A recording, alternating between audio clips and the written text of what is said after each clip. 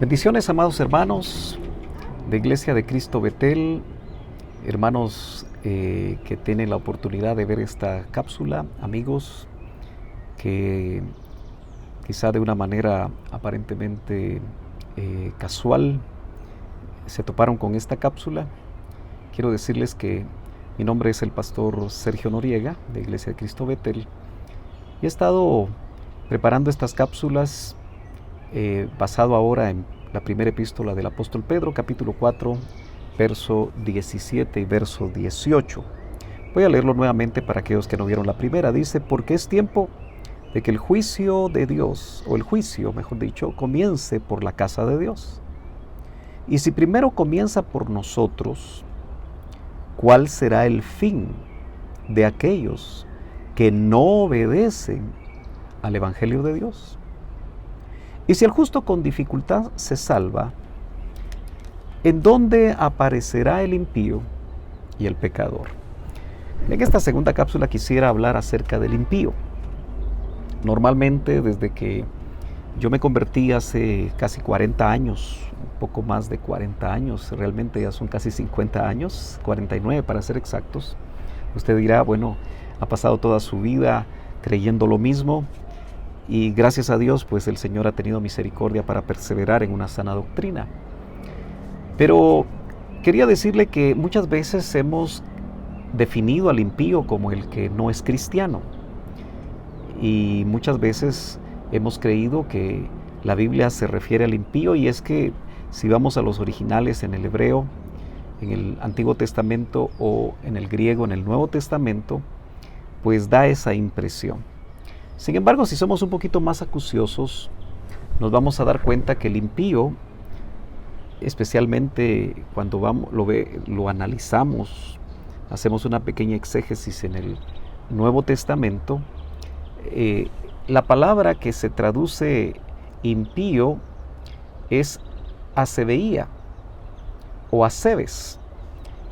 Y lo llamativo es que precisamente la primera letra del alfabeto griego, que es el alfa, porque la palabra es compuesta, es interesante que asebes, que se traduce impío, a es una partícula que actúa en una forma negativa, es una palabra compuesta, y sebes habla todo lo contrario. O la palabra sebomai, fíjese que significa honrar, adorar, ser piadoso, ser temeroso de Dios. Entonces, cuando se le pone el prefijo, la letra alfa, actúa de una manera negativa, y entonces sería una persona que es impía, es decir, lo opuesto a la piedad. Y es que si usted se recuerda, el apóstol Pablo, si me acompaña a la primera epístola de Timoteo, en el capítulo número 3 y el verso número 16, el último verso de ese capítulo, dice, hablándonos del misterio de la piedad: e indiscutiblemente grande es el misterio de la piedad. Pero inmediatamente nos lo resume y dice: Dios fue manifestado en carne, justificado en el Espíritu, visto de los ángeles, predicado a los gentiles, creído en el mundo y recibido arriba en gloria. No es nada difícil entender que el apóstol Pablo, cuando hablaba del misterio de la piedad, se refería a Cristo. Eso quiere decir que el modelo de la piedad, el modelo para ser pío, para ser temeroso de Dios, para ser piadoso, es nuestro Señor Jesucristo.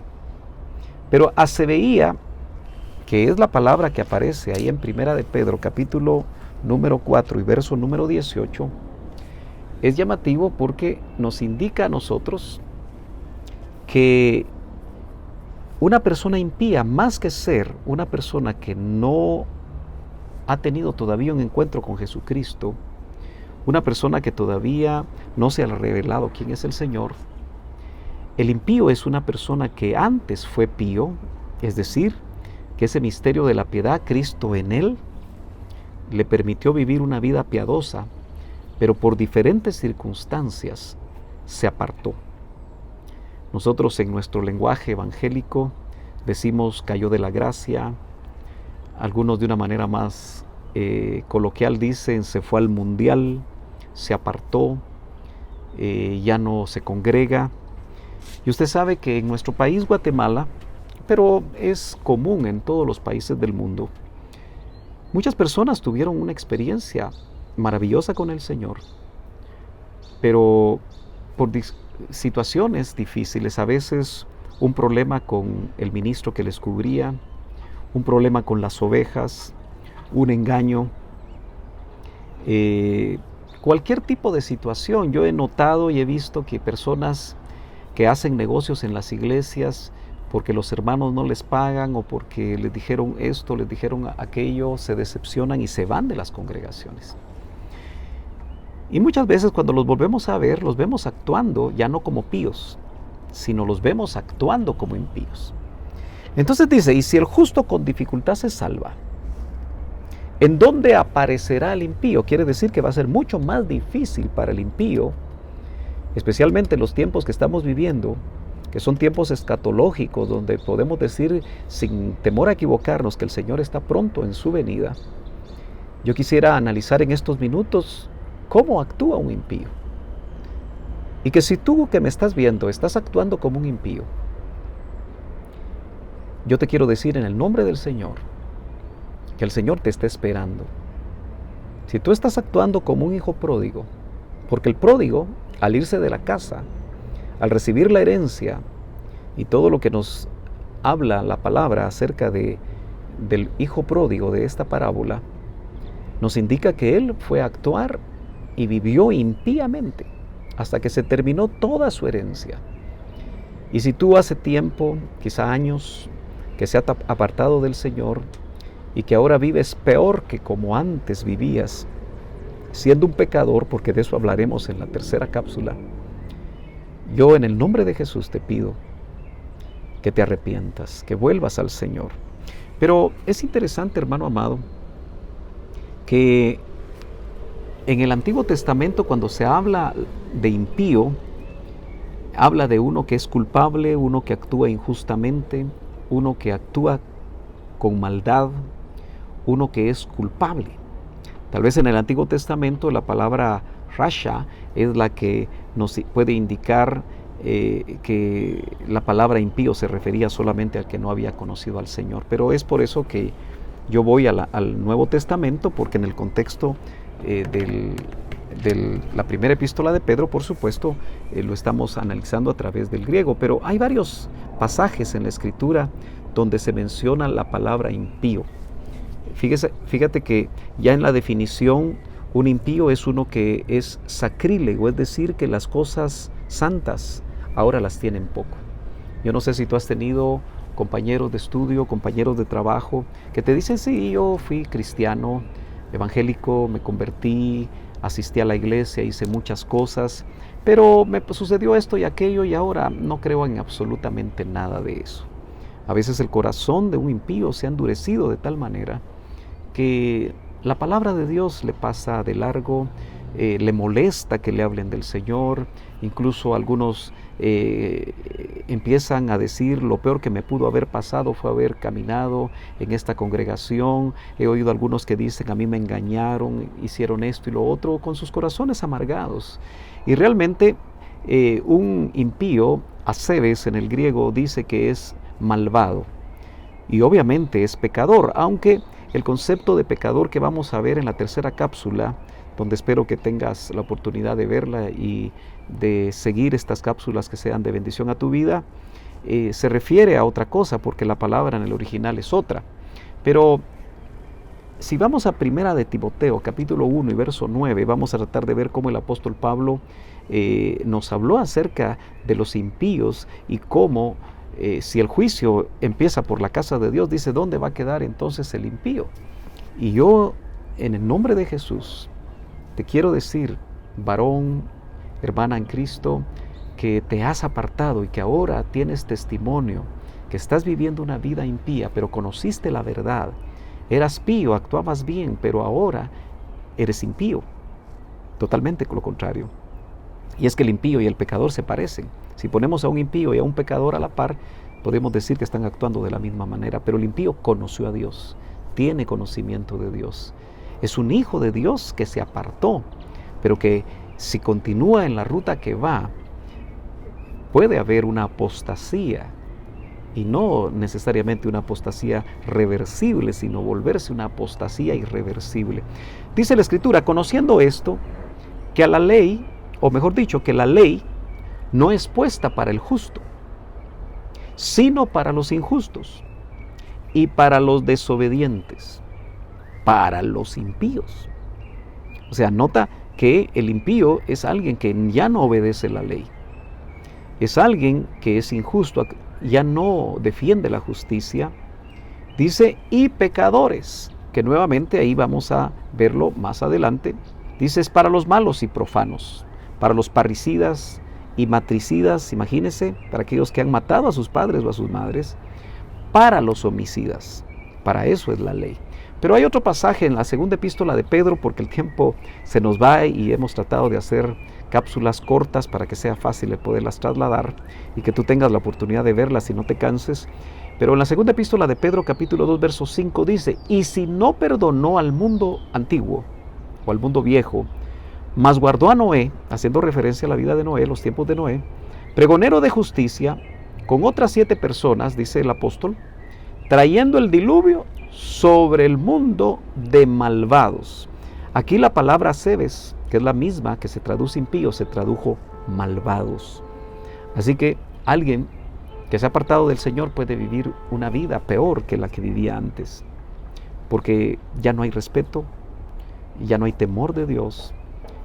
Y todo esto lo estoy tratando de trasladar para que tú cheques, te examines, porque la gente, los hijos de Dios, las personas que iban a los templos, porque pueden haber en los templos justos, impíos y aún pecadores que son simpatizantes del Evangelio, pero que todavía no han experimentado el nacer de nuevo. La segunda epístola de Pedro dice en el capítulo 3 y verso 7, en el mismo capítulo o muy cercano a lo que acabamos de leer, dice, mas los cielos son ahora y la tierra son conservados por la misma palabra, guardados para el fuego. Esto habla de un juicio terrible, en el día del juicio y de la perdición de los hombres impíos. Llama la atención que aquí la palabra que se traduce hombres es antropos en el original griego. Y siempre me he dado cuenta que cuando se traduce o cuando aparece la palabra antropos, está hablando de hombres que se han apartado de Dios. Cuando habla de aner y se traduce como varón, casi siempre el contexto es de personas pías, personas justas, personas que están caminando agradando a Dios. Entonces note que dice que los hombres impíos, el juicio está reservado para ellos. No está de más decirte que el impío indudablemente no va a estar, ni va a experimentar la parucía ni el arrebatamiento, sino que va a quedarse a experimentar los juicios terribles de la tribulación y gran tribulación, que los teólogos la conocen como la semana 70 de Daniel, que puede estar muy cercana a realizarse, a desarrollarse completamente. Tú y yo sabemos que los sellos, los 4 primeros sellos, que los hijos de Dios estamos observando ya, no en toda la dimensión de su cumplimiento, pero sí ya el COVID-19, la pandemia, es parte de ese sello cuarto, de ese caballo que ya empezó a cabalgar. Pero en Judas capítulo 1 y verso 4, en casa puedes leerlo más despacito, cuando tengas tiempo, dice, porque algunos hombres, otra vez sus antropos, han entrado encubiertamente. Nota que este pasaje nos indica que habla de personas que fueron cristianos, que se mantuvieron cercanos al Señor, pero que se apartaron. Dice, encubiertamente, los cuales desde antes habían estado ordenados para esta condenación.